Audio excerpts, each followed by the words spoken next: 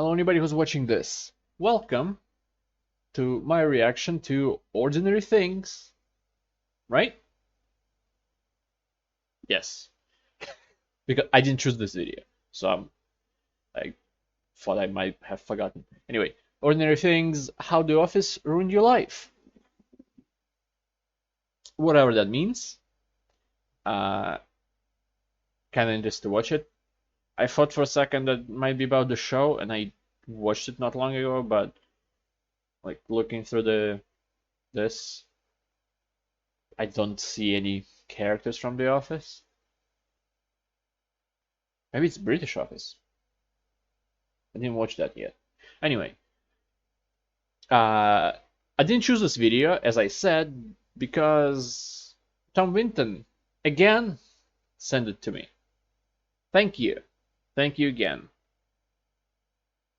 And I'm grateful that you're here and that you're enjoying these videos, as you said. That's really nice. Yeah, I plan to record multiple videos today, but my stomach said, no, you're gonna sit in a toilet most of the day. So hopefully this is gonna go uninterrupted, and maybe I will record some videos later, because I'm recording this video a bit over an hour, a bit more than an hour before it's supposed to go up. So hopefully I make it in time. And if you want me to react to the videos of your choosing, you can post it in the comments below. You can recommend the video in the comments below, or you can use my donation link in the description below. And if you do that, I'll get to it as soon as I can. And that pretty much guarantees that I get to it as well, unlike the comments section. I might choose not to if I don't like the premise, but if somebody donates, then I don't care because you paid for it. What am I talking about at this point? Anyway, plug everything in. Let's do this. Our world is defined by its infinite possibilities. Horizons, borders, limits, these are just words, and words are just mouth sounds that signify meaning. Success blooms where opportunity and imagination synergize.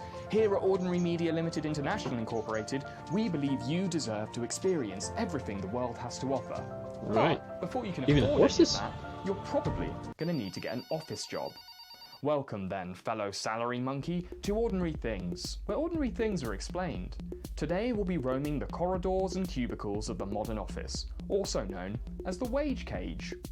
I like What that. is an office? With Ordinary Things, an I can office put. is a room or building used to conduct professional and commercial work, as well as 85% of extramarital. I like that with Ordinary Things, I can connect the voice to the face, unlike with the Internet Historian. That doesn't mean Internet Historian is worse in any way. I'm just, it's a nice thing to me. I don't know. Affairs. The average desk jockey spends about 90,000 hours at the office, or a third of their life, meaning the only place you'll spend more time is your coffin. But where did the office come from? Up until the early 19th century, business was slow as balls. Companies were as local as they were lackadaisical, as it wasn't feasible and therefore profitable to transport their goods and services beyond their provincial communities. That all changed with the rise of the railroad. These smoke-spewing speed machines allowed far-flung businesses to communicate and exchange goods with enormous ease. And as these companies started to get that paper, they also started to accumulate paperwork, so they had to hire someone to keep track of it all. At first, people saw clerical workers as dweeby little soft-handed goblins that rarely saw the sun. Give them a gamer chair and an intricate knowledge of 4chan memes, and they were basically the YouTubers of their day. But office workers were fine with this. They saw themselves as an emerging middle class, and due to their constant proximity to the boss, they were also the likely inheritors of the businesses they were crunching numbers for. Plus, you were also much less likely to get pulled into some kind of grinding machine and having your organs squeezed out like hot toothpaste. Yeah. But as industry continued to Much expand safer. first nationally, then globally, so too did the white-collar workforce. Offices got bigger and busier, and soon they were straining harder than Chris Christie's gastric band to keep everyone productive and organised. Enter a man named Frederick Taylor. He proposed a system he called process management. Academics called Taylorism, and everyone else called the worst thing since sliced dick. He broke each job down into its individual motions, determined which were essential, and then timed workers on each individual task with a stopwatch. The effect of this process was to assign workers specific tasks that could only be done by the same person, thus turning office workers into efficient but mind-numbing specialists. Enforcing this philosophy of efficiency, though, was a full-time job in and of itself, so it gave rise to a new profession: the manager. Before Taylorism, talentless, psychopathic empathy vampires had to make do with careers in the military or clergy. When the position of manager opened up, they could finally secure gainful employment as stopwatch-wielding pedants with power boners. As offices got larger and more regimented, managers and executives squirreled away into private offices to avoid the paper-pushing hoi polloi. And before you could say turn of the century, offices had begun to resemble the factory floor they were supposed to represent and escape from. By the 1920s, businesses were growing at such speeds that they could no longer store their human cattle free range. I realized that I'm just sitting here silently watching it, but I kind of got ADHD'd away by looking at his hair. And I'm growing my hair out now, so I can't wait to have. I'm probably not gonna reach his length, but still, can't wait to have long hair again. It's been almost a year since I had a shortcut. And had to not a short haircut, fucking idiot. In the sky. The literal rise of the skyscraper is one of the hallmarks of 20th century capitalist progress, but these giant concrete penises weren't just neat to look at, they were also the monolithic wrapping paper for the modern office. Between 1871 and 1923, New York built about 70... Okay, I can't let this go. He said concrete penises. Let me back about a bit.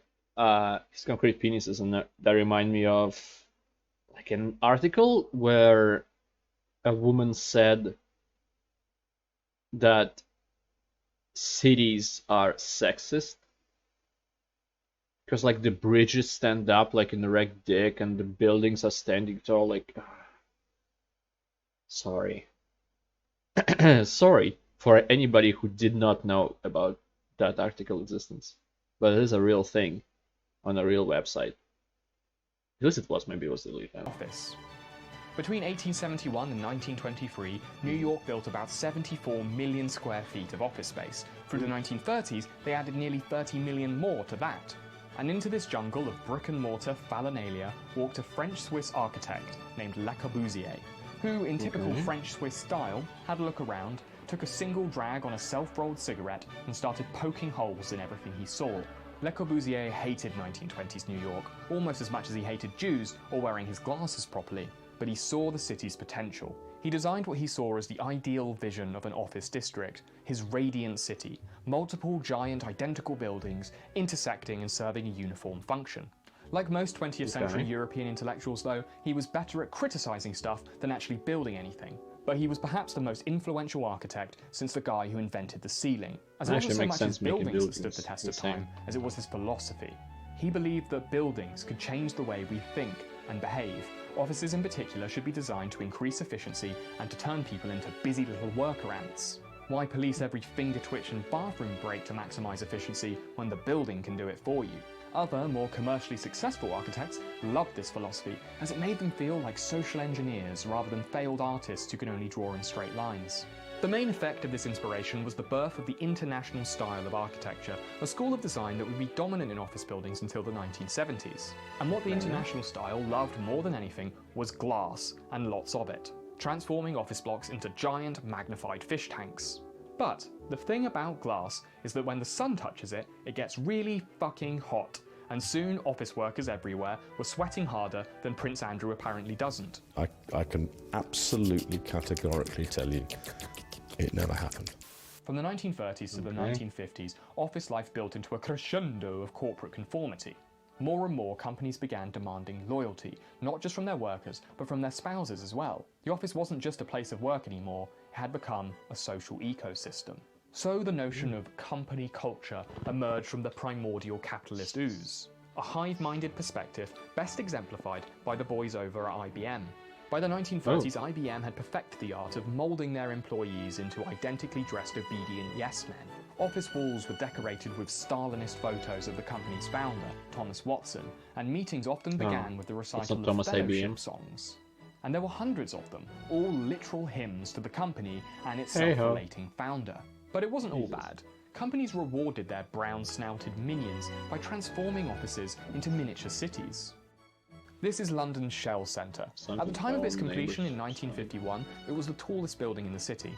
As well as an office, it contained restaurants, shops, and whatever the fuck this thing is. This was the age of human relations. Companies still demanded loyalty and cult-like devotion, but they also provided stuff like squash courts and discounted meals. After 100 years, it looked like the office was here to stay. So, what do you do when you've been in the same place forever and you still want to change? You make a big deal out of moving the furniture around.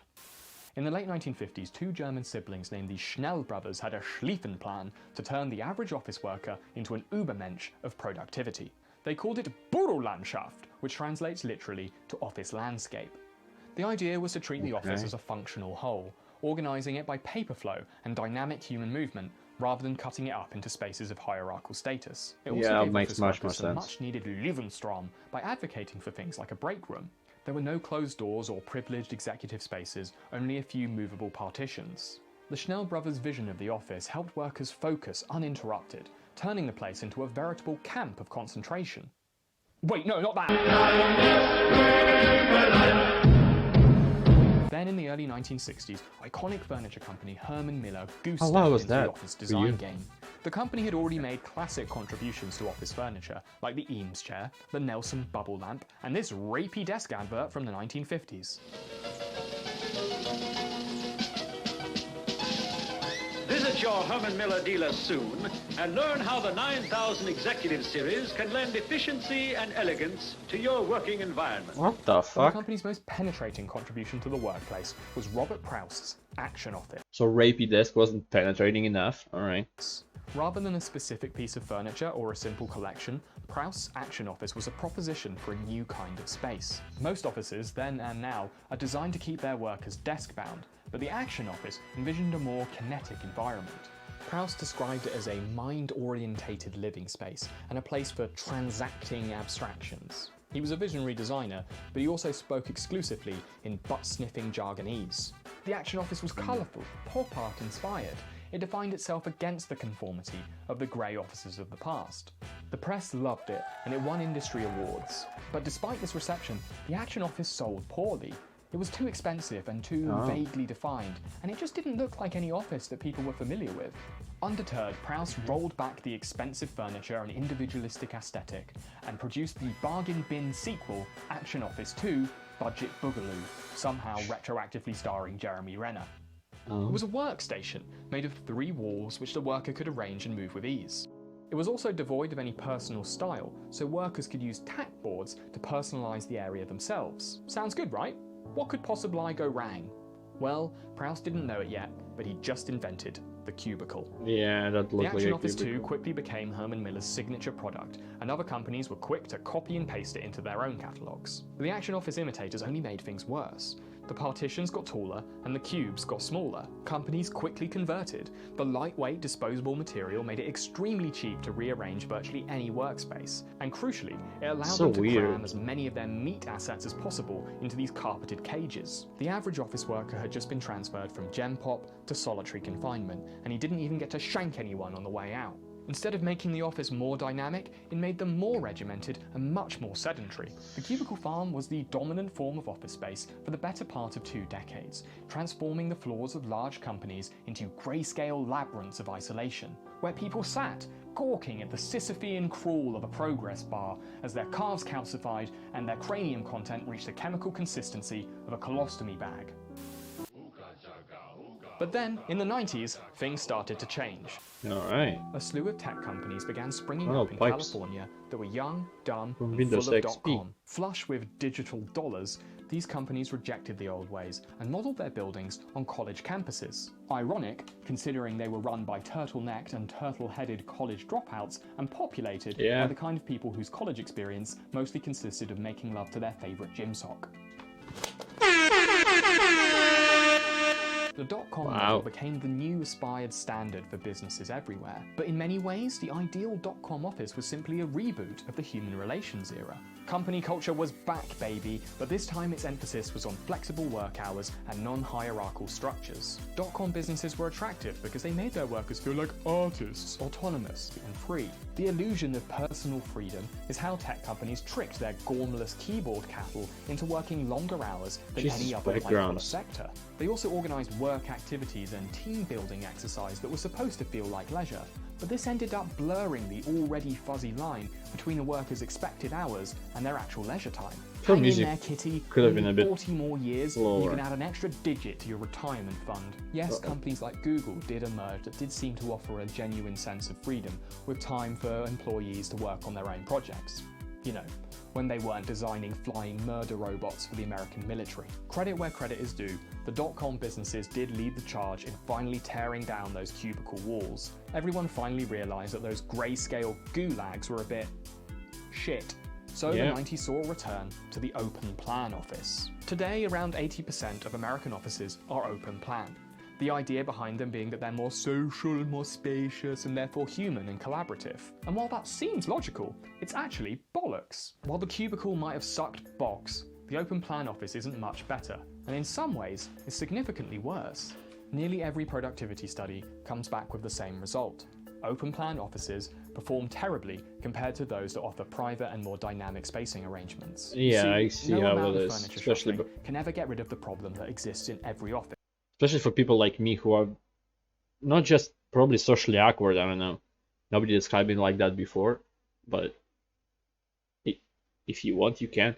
But introverted, like I'll be able to focus much better in a cubicle probably than in an open space office. So I can see how that could work, especially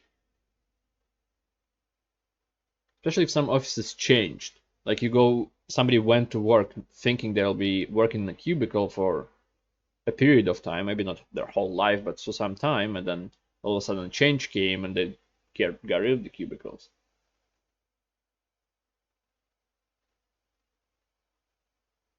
Or maybe nobody did that and just only the ones who started. I don't fucking know. Other people. Unsurprisingly, having others constantly in your eye line is distracting. But it's not just their pale, defeated faces you have to put up with. You also have to ingest their mouth sounds through your ear holes. And while you'd think that having everyone in the same room would foster collaboration, it actually does the opposite. In a Royal Society study, it was found that when an office converted to open plan, face-to-face interactions went down by a whopping 70%. The reason being that we don't want to distract everyone else. So maybe the best thing to do is to get rid of the office altogether. Well, for a lot of people, that's exactly what's happening. Since the 2008 financial oopsie-daisy, we've seen an exponential rise in both remote offices and freelance work. By 2020, it's estimated that over half the British workforce will spend a good deal of their week working remotely. So it looks like soon we'll be free of the office altogether. Isn't it nice? I can't find a job in over an hour. Hurrah, say the Lancers of Fredonia. The world is our cubicle now. We can work in our gorgeous home offices. And thanks to Tom, I'm earning money doing what I like. And the sexy baristas paint dollar signs in the froth of your flat white. Right? Fuckety wrong. And here's why. It's not really that the office is being done away with. It's our traditional understanding of what it means to be an employee. As of 2018, 35% of the American workforce is freelance. And when it comes to young people just starting their careers, that rate rises to 52%. Yeah, and while we do more get sense. to feel all smug about technically owning our own business, it also means that our employment status is more tenuous, our chance of elevation is slim, and we're more at the mercy of our corporate overlords than ever before. That's right, if you just sign here, you'll be working for us. Not literally, of course. You'll be an independent contractor, which means you don't have to worry about things like cubicles or commuting, and we don't have to worry about things like employment rights, severance pay, health insurance, putting a roof over your head, or whether you live or die. Well, it is true. I feel that's true for like a remote worker, but not a freelancer. Freelance is more like task-to-task basis, unless that's not the correct definition of it. But Remote working is leading us to a depressed, isolated, cash-strapped workforce. A survey conducted by Epson Research found that 21% of freelancers surveyed had at some point felt suicidal because of loneliness. Like Taylorism and the cubicle before it, remote working may just be the latest trend in workplace social alienation. I know I work It also means that many are remotely, being forced to rent out their own office space. And that's where but I am parasitic, suicidal. unprofitable, tax-avoiding startups like WeWork come to fill the void. And does it work? No. Not even a wee bit. The company is currently hemorrhaging money, $5,000 for every beanie-wearing toe rag that they can cram into their formaldehyde-filled co-wanking spaces. And even coffee shops are getting wise, with some London cafes daring to rent out chair space, so freelancers have to pay to park their caffeine-loosened bean holes next to the one available plug socket. Plug. Whatever the future of the office is, employees would do well to know what their employers should be giving them. And while 3 grey walls might be oppressive, they at least owe you a fucking ceiling. The story of the office, then, is evidence for that golden mantra of modern life. You can't polish a turd. But that won't stop giant multinationals from paying legions of excrement varnish consultants to do just that. Gets in my face. I actually don't know how to make a tie. I've never worn a tie in my life. Why do you bother wearing a different suit instead of the suit? That's a long tie. It's up to the dick. Okay. But down to the dick. Yeah, okay.